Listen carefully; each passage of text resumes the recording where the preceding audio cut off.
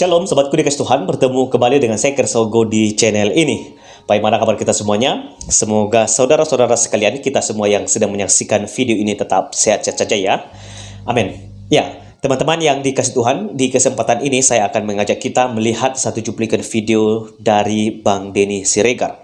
Dan sebelumnya saya juga akan menampilkan kepada kita beberapa cuplikan dari ustadz-ustadz. Memang ini tidak semua, tapi pernyataan-pernyataan beberapa ustadz ini mewakili, karena memang kita temukan kalau kita membuka media sosial ada banyak pernyataan-pernyataan para ustadz yang kontroversial, pernyataan-pernyataan mereka yang sangat tentu tidak membanggakan.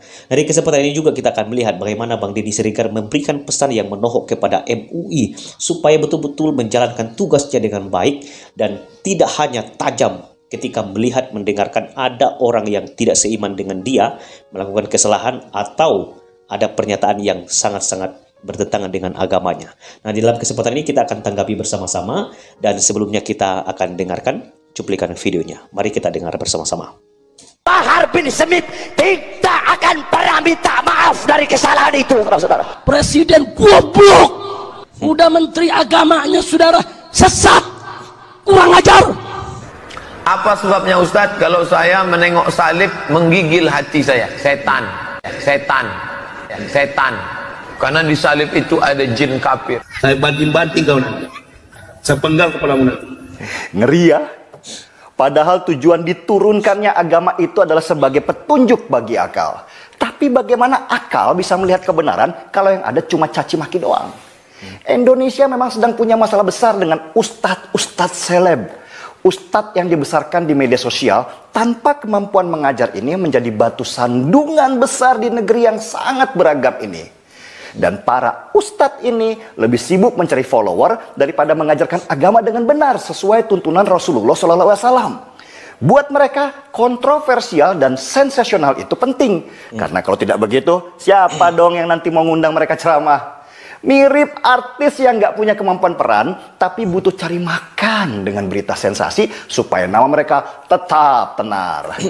Dan yang lebih menarik lagi, banyak dari mereka yang mu'alaf mendadak jadi pengajar, seperti si Felix Xiao dan Yahya Waloni. Padahal sebagai mu'alaf, mereka seharusnya banyak belajar, memperdalam ilmu agama baru mereka. Tetapi anehnya, dengan ilmu yang seupil itu, mereka dengan berani mengajarkan agama. Dan melihat fenomena ini, saya jadi bertanya, di mana sebenarnya peran Majelis Ulama Indonesia? MUI ternyata gagap dan gagal menghadapi fenomena seperti ini. MUI lebih cepat tanggap jika berurusan dengan mereka yang berbeda agama atau berbeda mazhab. Kalau sudah masalah Syiah dan Ahmadiyah, MUI cepat bereaksi dengan menempelkan fatwa sesat pada mereka.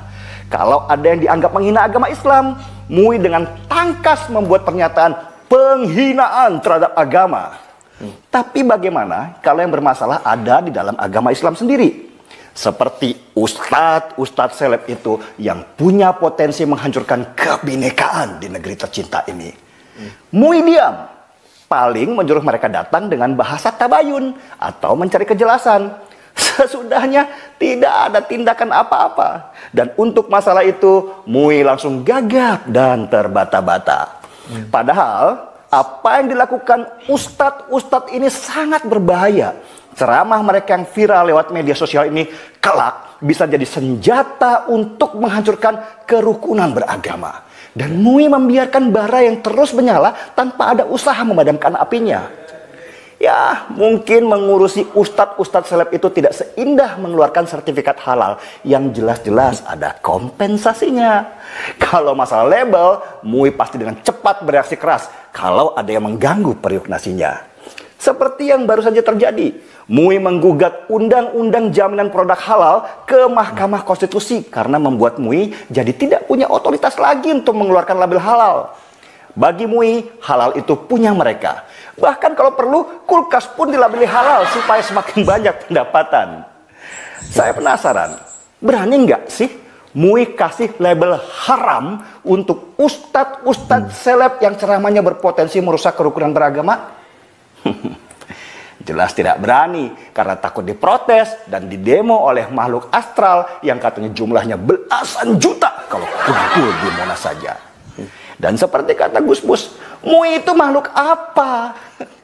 Entahlah Gus, mungkin mereka kelamaan tinggal di langit, jadi lupa kalau permasalahan itu jauh lebih banyak kalau mereka menginjak tanah. Seruput dulu kopinya. Marky Bom. Ya, teman-teman yang dikasih Tuhan, demikianlah cuplikan video dari Bang Denny Siregar. Nah, teman-teman, betul, sangat miris sebetulnya kalau kita perhatikan, apalagi MUI, kalau fokusnya hanya keras ketika mendengarkan orang yang tidak seiman dengan dia, yang melakukan kesalahan atau mengeluarkan pernyataan yang tidak sesuai, maka MUI perannya di situ sangat tajam.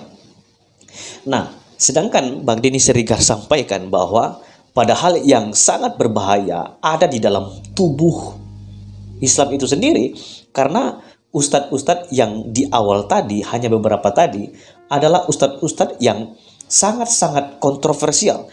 Pernyataan-pernyataan mereka itu sangat meresahkan dan sangat mengganggu kerukunan dalam beragama di negeri kita ini. Dan tentu ini harus dipikirkan ulang supaya MUI jangan hanya tajam kepada minoritas. Harus ada keadilan di sana. Kalau tidak, kita akan saling bermusuhan satu dengan yang lainnya oleh karena perlakuan dari lembaga yang besar ini tidak adil. Seperti halnya yang sekarang, Muhammad KC sudah dilaporkan dan yang laporkan sendiri adalah MUI. Selama ini, ustadz-ustadz yang sangat-sangat meresahkan, menyakiti hati umat Kristen, di mana mereka? Kenapa mereka tidak menyuarakan itu? Mestinya, melihat keadaan itu, MUI juga harus berlaku adil.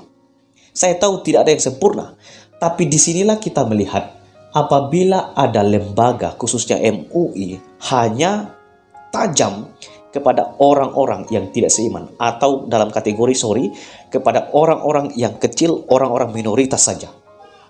Dan ini sangat-sangat tidak adil di dalam bernegara, di dalam beragama, dan juga di dalam kita mendapatkan keadilan di negeri kita sendiri.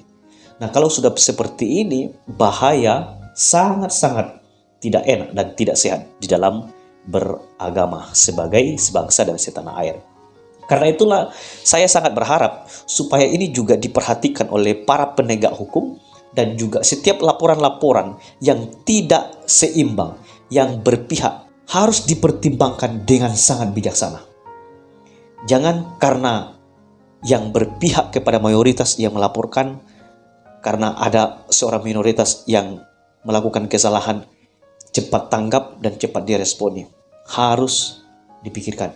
Saya berharap dan berdoa supaya para penegak hukum dengan kasus yang ada ini, Tuhan kiranya memampukan semua bapak-bapak yang bekerja untuk menegakkan keadilan. Jangan takut kepada tekanan massa, tetapi takutlah kepada Tuhan. Tetap tegakkan keadilan sesuai dengan apa yang ada di dalam undang-undang kita. Semua manusia, baik yang kecil yang besar, kita semua sama di mata hukum. Oleh karena itu, perlakukanlah semua orang tanpa memandang siapa dia.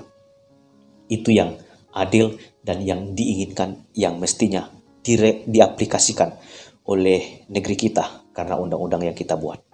Tuhan memberkati negeri ini, kiranya kita tetap semua damai. Salam sehat dari saya, Eker Saogo. Shalom.